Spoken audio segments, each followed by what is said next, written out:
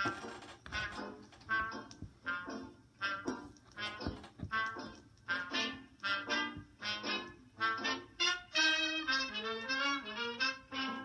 don't care what the weatherman says when the weatherman says it's raining. You'll never hear me complaining. I'm certain the sun will shine.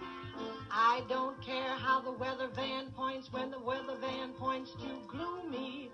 It's gotta be sunny to me when your eyes look into mine.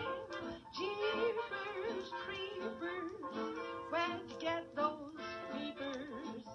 Jeepers creepers, where'd you get those eyes? Gosh, all get up, how'd you get so lit up? Gosh, all get up, how they hypnotize. Golly. Well, hello everyone. That was one Ethel Waters singing Jeepers Creepers, a song you've probably heard a version of. That was the original from 1938. Why did I play Ethel Waters, you ask? Well, that's a good question. Because today in 1903 was the birth date of one Dorothy West.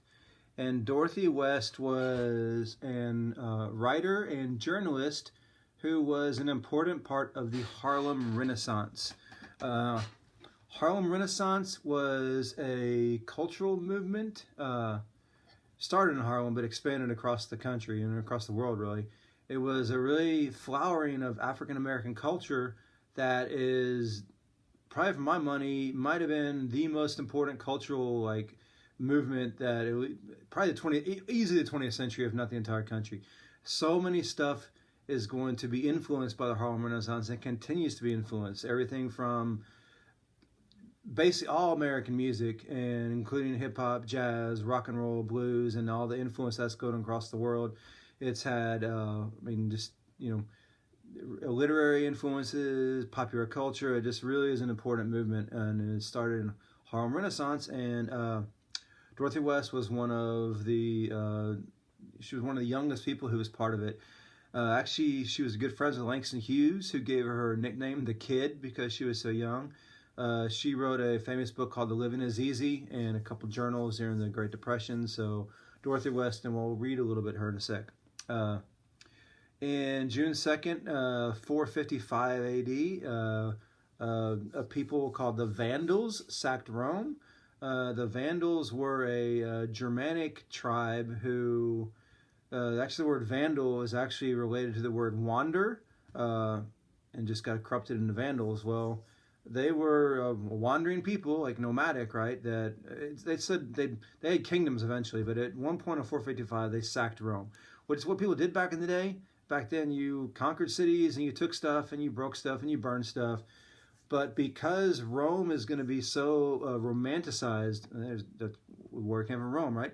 But by people like during the Renaissance and after the Middle Ages, that they blame the Vandals for destroying Rome, even though Rome was on its way out as an entity, the way we think of the Roman Empire long before the Vandals got there. If the Romans had been powerful, the Vandals never could have got them to sack the empire. But regardless, because they get blamed for the downfall of Rome, Vandal becomes the word vandalism in English. And so that's where the word came from, even though they were, all kingdoms back then were, it was a violent time back then, so the Vandals are no worse, but that's where they get the name from it. 1774, the Quartering Act of the Intolerable Acts gets passed by the British Parliament. Remember, Intolerable Acts, Boston Tea Party happens, the British are going to shut down Boston Harbor until they pay for the tea. It's going to be the touchstone that kicks off the American Revolution. Well, as one of these intolerable acts is the Quartering Act, which meant that the American colonists had to quarter, they had to let British soldiers live in their house and they had to feed them, which, as you might imagine, irritated people. So if you ever wonder why the Third Amendment to the Constitution says that no soldiers shall be quartered in people's houses, it's because of the Quartering Acts. Actually, there's a second Quartering Act. But if you wonder where that came from, that's where it came from. Also in 1919, June 2nd, showing you The more history, the more things change, the more they stay the same.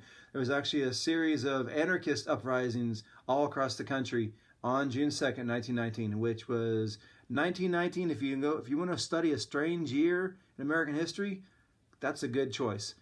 I have a very strong feeling that in 100 years or so, if my great-great-grandkid is doing the announcements saying, hey, you want to study a weird year in American history? 2020 is probably a pretty good candidate for it too. So 1919 was a year like that. And like I said, there was a whole bunch of uprisings going on June 2nd. So there you go. So what are we going to do? Birthdays. A couple birthdays today. We have Dylan Granados. Yeah, I know there's one more. Robbie Williamson. There you go. All right. What was I going to read? Oh, yeah. A little passage from Dorothy West. If I could find it.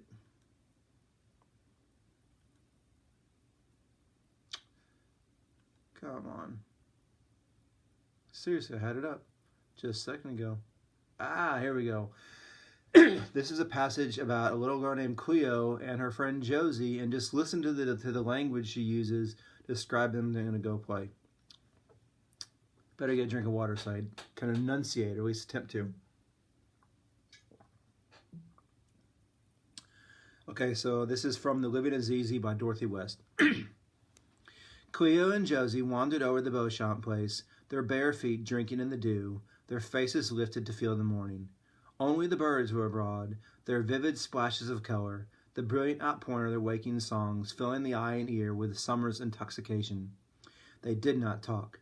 They had no words to express their aliveness. They wanted none. Their bodies were their eloquence. Clasping hands, they began to skip, too impatient of meeting the morning to walk toward it any longer. Suddenly, Cleo pulled her hand away and tapped Josie on the shoulder. They should have chosen who was to be it, but Cleo had no time for counting out. The wildness was in her, the unrestrained joy, the desire to run to the edge of the world and fling her arms around the sun and rise with it, through time and space, to the center of everywhere. She was as swift as a deer, as Mercury, with Josie running after her, falling back and back until Josie broke the magic of the morning with her exhausted cry, "Cleo, I can't catch you." "Nobody can ever catch me," Cleo exulted. But she spun around to wait for Josie. The little sob in Josie's throat touched the tenderness she always felt toward those who had let her show herself the stronger. So there's a little bit of The Living Is Easy by Dorothy West. Hope you took in that language. It's a good way to describe things. Try to be creative. Play around with language. It's fun to do. All right. That being said, we're going to close on the four-way test. The four-way test of the things we think, say, or do. Is it the truth? Is it fair to all concerned? Will it build goodwill and better friendships? Will it be beneficial to all concerned? Our virtue this month is, well, there is no virtue because it's June and it's summer. I'm going to say the virtue is be good to each other, laugh a lot, read, go out and exercise, help your family with some chores. If you got siblings, be nice to them and know that I'm missing you, and I can't wait to see y'all again. All right, bye, guys.